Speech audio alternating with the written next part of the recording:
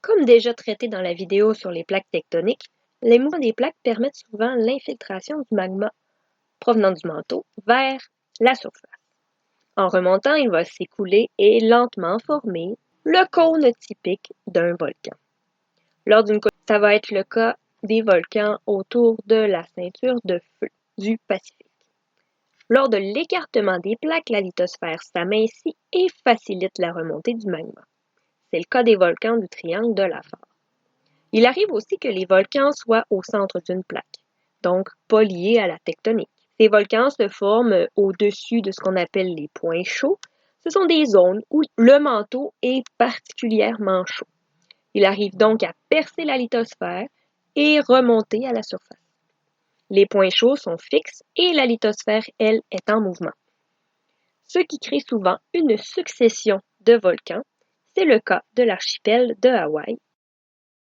Voici un plan d'un volcan. Les différentes parties ont un rôle à jouer dans l'éruption volcanique. Pour comprendre le phénomène, nous voyagerons à partir du manteau sur le dos d'une goutte de lave. Le magma qui se trouve dans le manteau finit toujours par se frayer un chemin dans des zones de faiblesse à l'intérieur de la lithosphère. Il va alors s'accumuler dans ce qu'on va appeler les chambres magmatiques, qui est un immense réservoir de magma situé entre 10 et 30 km de profondeur dans la lithosphère. À cet endroit-là, il va y avoir des gaz qui vont se mélanger avec le magma et créer une augmentation de la pression. Lorsque la pression à l'intérieur de la chambre magmatique devient trop forte, le magma est expulsé vers l'extérieur. Une explosion, accompagnée souvent d'un tremblement de terre, annonce l'arrivée d'une éruption. La majorité du magma va passer par la cheminée principale, alors qu'une partie peut également se frayer un chemin dans d'autres zones de faiblesse qu'on va appeler les cheminées secondaires. Lorsque le magma atteint la surface, il va sortir du cratère ce qu'on va appeler de la lave. Donc la lave, le magma, c'est la même chose, c'est juste à quel endroit il se situe qu'on va donner un nom ou l'autre. L'éruption volcanique peut projeter des centaines de tonnes de lave, de cendres et de gaz dans les airs. L'éruption volcanique peut également permettre la formation de coulées de lave, soit un écoulement lent de magma le long du volcan. Le volcan cesse ses activités et la lave se refroidit pour former, avec la lave durcie, le cône du volcan. Il y a plusieurs façons de classifier les volcans. La plus simple est selon le type d'éruption volcanique. On divise en deux catégories, donc les volcans explosifs et les volcans effusifs. Les volcans explosifs sont ceux qu'on a l'habitude de voir, qui donnent des explosions spectaculaires de lave fragmentées dans l'atmosphère. La pression dans la chambre magmatique est très importante, ce qui provoque une sortie du magma très rapide dans la cheminée principale. Les volcans effusifs sont des volcans beaucoup plus tranquilles, où les coulées de lave sont plutôt lentes et s'accompagnent évidemment d'une pression qui est moins importante dans la chambre magmatique. On dénombre actuellement 1432 volcans actifs sur la Terre. C'est encore plus de volcans sous-marins qui représenteraient le 75% de tous les volcans sur la Terre. La grande majorité des volcans se trouvent à la jonction de plaques tectoniques, particulièrement autour de la ceinture de feu du Pacifique, comme on peut voir ici sur la carte.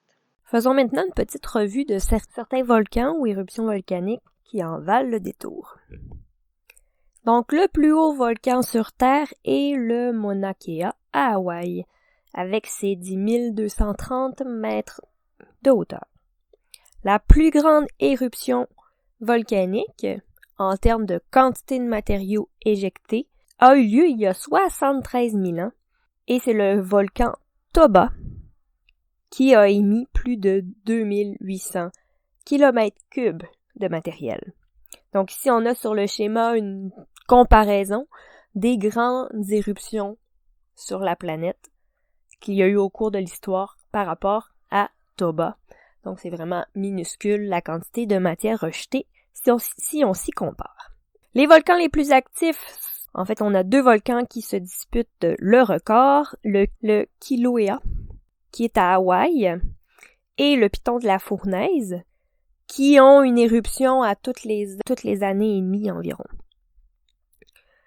Le volcan qui a l'activité la plus soutenue, c'est le Stromboli en Italie, qui est actif depuis 2400 ans. On a toujours un petit peu d'activité là, volcanique dans ce volcan. Un des volcans les plus célèbres est probablement le Vésuve, encore une fois en Italie.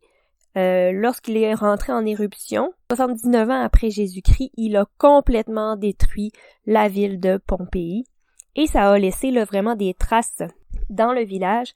Donc ici, par exemple, on voit le corps d'un chien qui a été rapidement couvert par les cendres.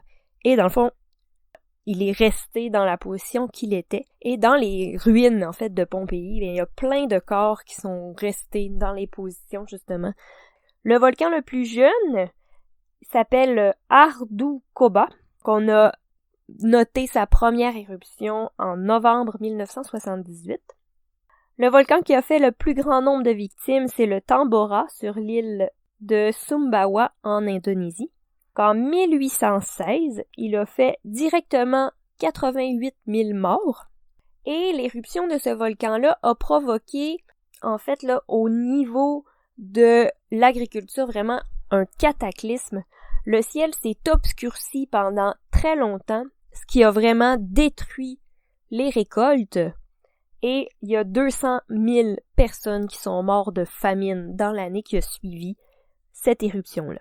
L'éruption volcanique la plus bruyante, eh bien l'éruption du Krakatoa, en Indonésie toujours, le 27 août 1883, a été entendue à plus de 4800 km de distance. C'est comme si l'explosion d'un volcan à Saint-Hyacinthe serait entendue à Vancouver, à l'autre bout du Canada.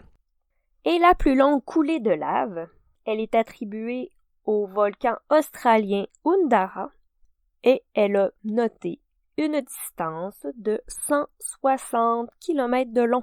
Donc c'est comme si un volcan à Saint-Hyacinthe aurait eu une coulée de lave jusqu'à la ville de Québec. En résumé, les volcans sont formés par la remontée de magma du manteau terrestre.